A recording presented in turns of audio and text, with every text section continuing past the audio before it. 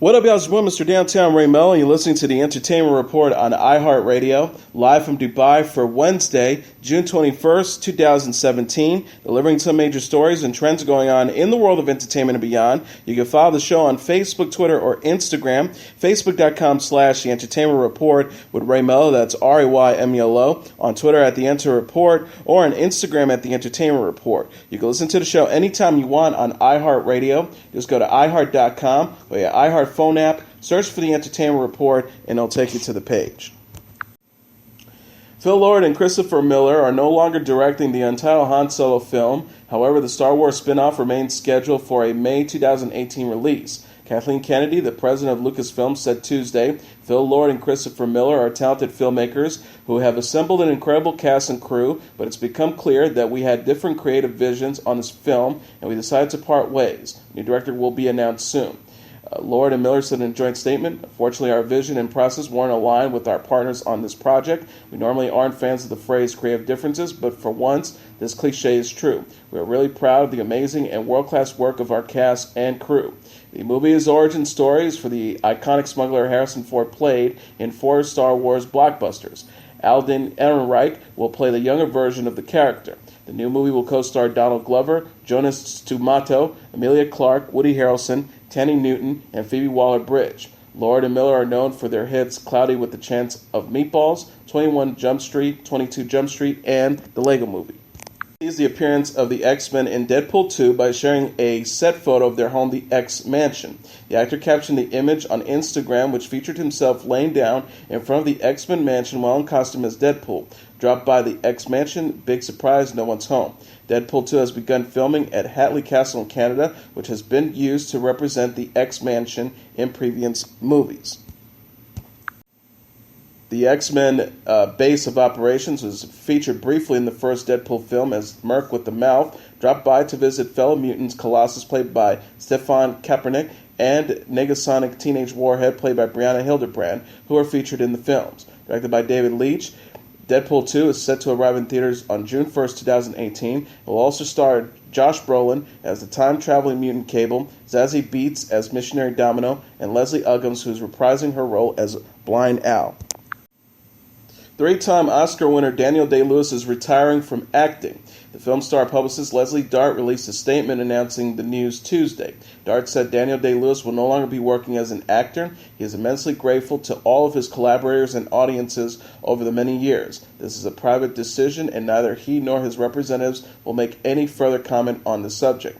His final film, an untitled drama directed by Paul Thomas Anderson, is set for release in theaters on December 25th. Daniel Day-Lewis, 60, won his Oscars for his work in the films Lincoln, There Will Be Blood, and My Left Foot. His other credits include 9, Gangs of New York, Age of Innocence, My Beautiful Laundrette, A Room with a View, The Last of the Mohicans, In the Name of the Father, and The Crucible.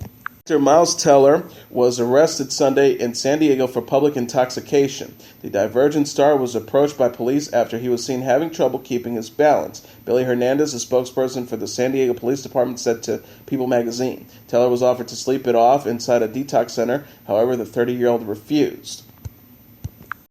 Hernandez said he was taken to the detox center where he was uncooperative and the staff rejected him. He was then arrested and transported to the local jail where he was booked. On Twitter Monday, Teller dismissed reports that he had been arrested, writing, "Went down to San Diego to see my buddy before he deployed. I wasn't arrested. I was detained because there was no evidence to charge me with a crime." He continued by saying, "Don't believe everything you read, especially from third-person entertainment news source trying to get clicks." Teller will next be seen in the war drama Thank You for Your Service, which arrives in theaters October 27th. CBS announced Tuesday it's renewed its entire daytime schedule for the 2017-2018 television season. The deal includes a 3-year order for The Young and the Restless and a 2-year renewal for The Price is Right. Let's Make a Deal, The Talk, and The Bold and the Beautiful will return for additional seasons as well. Says in a statement, CBS Daytime has never been stronger. For 30 consecutive years of being number one in the ratings, to another year as most honored network at the Daytime Emmys, our lineup of talk, game shows, and dramas connect with our audiences and like no one else. She also added, all of our talent, screens, and behind the scenes is hard at work, making the upcoming seasons of these award-winning series even bigger and bolder. Production of the fourth season of ABC's Bachelor in Paradise will resume in Mexico after internal investigation found no misconduct by the reality cast members. The network announced Tuesday the show will air this summer on ABC after a swift and complete investigation by Warner Brothers into the allegations of misconduct on the set of Bachelor in Paradise. Warner Brothers, which produces the show, began an investigation last week into the possible conduct. Warner Brothers said in a statement Tuesday, "We take all such allegations seriously. The safety, security, and well-being of the cast and crew is our number one priority, and we suspend filming so that the allegations can be investigated immediately and thoroughly." The internal investigation was conducted with the assistance of an outside law firm and videotape was reviewed. The statement read, "The tape does not support any charge of misconduct by a cast member, nor does the tape show, contrary to many press reports, that the safety of any cast members was ever in jeopardy. A producer has filed a complaint over an alleged sexual encounter between two contestants who had been drinking in a pool, Corinne Olympios and Demario Jackson. Because alcohol was involved, it was unclear whether any of the individuals were too intoxicated to give consent. Olympios hired celebrity attorney Marty Singer and issued a statement last Wednesday that claimed that she didn't remember exactly what happened with Jackson. The statement to Us Weekly read, "I am a victim and spent the last week trying to make sense of what happened on June 4th. Although I had a little memory of that night, something bad obviously took place, which I understand is why production on the show has now been suspended and a producer on the show has filed a complaint against the production. Warner Brothers won't release the tape to the public out of respect for the privacy interests of those involved. The company said its plans on certain changes to the show's policies and procedures to, quote, enhance and further ensue the safety and security of all participants. The series was scheduled to debut August 8th on ABC, but the network didn't say if the date had been pushed back. Source told The Hollywood Reporter filming had been scheduled through June 27th, but the series so far has limited footage, including the first one-on-one dates. The castmates were sent back to the United States, with most arriving home by June 12th. They were informed that they might be returning. The show features past contestants from The Bachelor and The Bachelorette. Sara Haines, co-host of The View, is pregnant with her second child. She announced news on the show on Tuesday. Whoopi Goldberg said there was really good news and someone in the studio wants to announce there was a baby on the way. Joy Behar said it was Haines. She said, "You guys want to know what I'm having? It's a girl. 39-year-old has a 15-month-old son with husband Max Schifrin."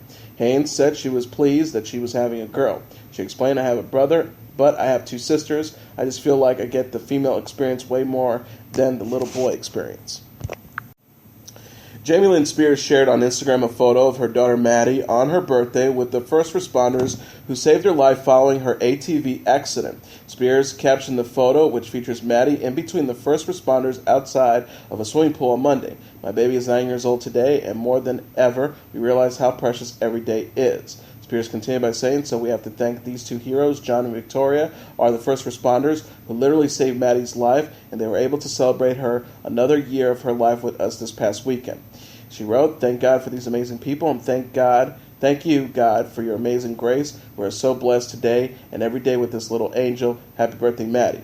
Maddie nearly drowned and remained unconscious for 2 days after she accidentally drove an ATV into a pond while trying to avoid a ditch on Spear and stepdad Jamie Watson's Kentwood, Louisiana property on February 5th.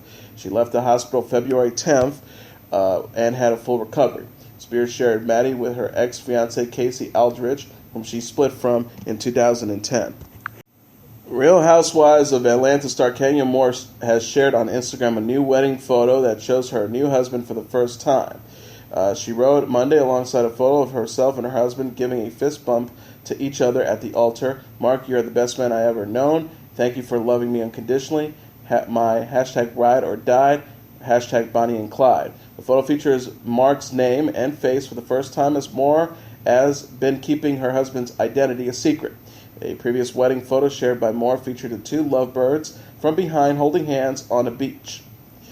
The pair met a year ago and started dating a few months before later tying the knot recently during a secret reception in St. Lucia.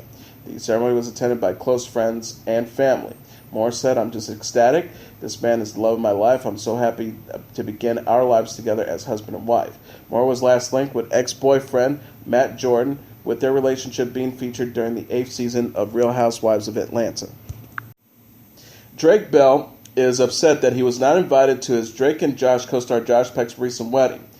Bell wrote on Twitter in a now-deleted post Saturday after Peck had tied the knot with his longtime girlfriend Paige O'Brien in Malibu, "When you're not invited to the wedding, the message is clear." He continued in a second deleted post, "True colors have come out today. Message is loud and clear. Ties are officially cut. I miss you, brother." Bell and Peck starred together for 4 seasons on Nickelodeon's Drake and Josh from 2004 to 2007, including 2 television movies. The character had previously appeared on The Amanda Show. Recently, the pair both shared on social media a throwback photo of themselves from the set of Drake and Josh with Bell riding studs. Guests at Peck's wedding included John Stamos, who starred alongside the actor in the short-lived sitcom Grandfathered. Kim Kardashian West addressed a recent blackface controversy that surrounded a series of ads released to promote her upcoming makeup line, KKW. The KPR with the Kardashian star said of the photos, which featured herself with darker skin while speaking with the New York Times, "I would obviously never want to offend anyone." She continued by saying, "I used an amazing photographer and a team of people. I was really tan when we shot the images, and it might be that the contrast was off, but I showed the image to many people, to many in the business. No one brought that to our attention. No one even mentioned it." Kardashian says, "Of course, I have the utmost respect for why people might feel the way they did, but we made the necessary changes to that photo and the rest of the photos. We saw the problem, and we adapted it and changed it right away. Definitely, I have learned from it." KKW will launch Wednesday and will be sold exclusively through kkwbeauties.com.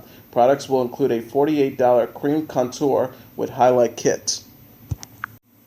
A passing to report. Prodigy, one half of the hip-hop group Mobb Deep, died Tuesday, 3 days after performing in Las Vegas. His publicist confirmed he was 42. His publicist said in a statement, "It is with extreme sadness and disbelief that we confirm the death of our dear friend Albert Johnson, better known to millions of fans as Prodigy of the legendary New York rap duo Mobb Deep. We would like to thank everyone for respecting the family's privacy at this time." The exact cause of death wasn't determined, but the publicist said Prodigy was hospitalized, quote, "a few days ago due to complications caused by sickle cell anemia, a disease he has had since birth." Prodigy and his partner Havoc performed Saturday at the downtown Las Vegas Event Center with the art and rap tour that included Ghostface Killer, Onyx, KRS-One, and Ice-T. Prodigy and Havoc grew up together in Queens, New York. They released their first demo together in 1992 under the name Poetical Prophets and followed it a year later with their Mobb Deep debut, Juvenile Hall. Mobb Deep's 1995 second album, The Infamous, reached number 18 on the Billboard 200 albums charts and produced the Billboard Hot 100 singles Shook Ones Part 2, which peaked at number 59, and Survival of the Fittest, which hit number 69. Their highest charted single as a lead artist was Hey Love Anything at number 58 on the Hot 100 in 2002. They reached number 6 on the Hot 100 as a featured artist via 50 Cent's Out of Control remix. Prodigy and Havoc released 8 records together as Mobb Deep, including their last, the infamous Mobb Deep, in 2014. Prodigy launched his solo career in 2000. He had a solo Hot 100 hit with Hold You Down. He released his last solo record, Healogenic Dialectic, the Book of Revelations, in January. Prodigy wrote a cooking book called Commissary Kitchen, My Infamous Prison Cookbook. His mother, Fatima Johnson, then known as Frances Collins, was a member of the 1960s girl group The Crystals, and his grandfather, Bud Johnson, was an accomplished bebop saxophonist. He was 42. Dave Grohl invited his 8-year-old daughter Harper on stage to play drums at a Foo Fighters concert in Iceland on Father's Day Sunday. Grohl said to the audience, "About 2 weeks ago, my daughter said, 'Daddy, I want to play drums.' And I said, 'Okay, you want me to teach you?' And then I said, 'Do you want to get in front of 20,000 people in Iceland and play?' And she said, 'Yes.' And he also added, and then I said, 'Do you want to get up on front of 20,000 people in Iceland and play?' And she said, 'Yes.' Grohl is the founder and frontman of the Foo Fighters and a former drummer of Nirvana. Harper drummed along with the band to Queen's We Will Rock You, the first song she learned to drum to. Her performance won Queen's approval as the band tweeted a video of the performance. Foo Fighters released a new single and video earlier this month for the song Run, which is expected to be the first release from the Foo Fighters' Potential Knife studio album. In a related story, the Foo Fighters have announced that they are going on tour for their new album Concrete and Gold, which will be kicked off by their music festival Cal Jam Fest 17 in San Bernardino on October 7th. In addition to the Foo Fighters, the lineup of Cal Jam includes Queen of the Stone Age, Cage the Elephant, Liam Gallagher, The Kills, Royal Blood, Japan Droids, Wolf Alice, Bob Mould, Babes in Toyland, The Struts, and more. The site of the Cal Jam Fest states, in addition to 12 hours of rock and roll good times, Cal Jam 17 offers camping, carnival rides, a water park, attractions, a mobile recording studio, and so much more. On Friday, October 6th, campers will also experience the world's best go-go band, Big Tony and Trouble Funk, an outdoor movie theater, and many other surprises.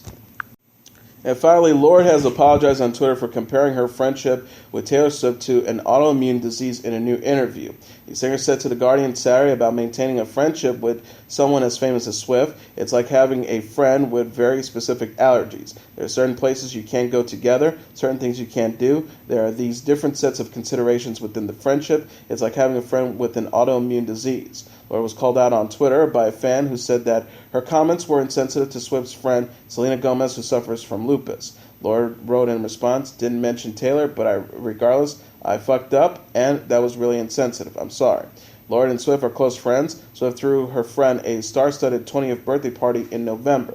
Lorde has recently released her second studio album titled Melodrama and has announced a world tour for the fall. And as your entertainment report for Wednesday, June 21st, 2017, I'm your host, Mr. Downtown Ray Melo. I'll be back tomorrow to deliver some major stories and trends going on in the world of entertainment and beyond. You can follow the show on Facebook, Twitter, or Instagram. Facebook.com/The Entertainment Report with Ray Melo. That's RAYMELO. On Twitter at The Enter Report, or on Instagram at The Entertainment Report. You can listen to this episode or any previous episodes of The Entertainment Report anytime you want on iHeartRadio. Just go to iHeart.com or your iHeart phone app, search for The Entertainment Report, and it'll take you to the page. Good night, and God bless you all.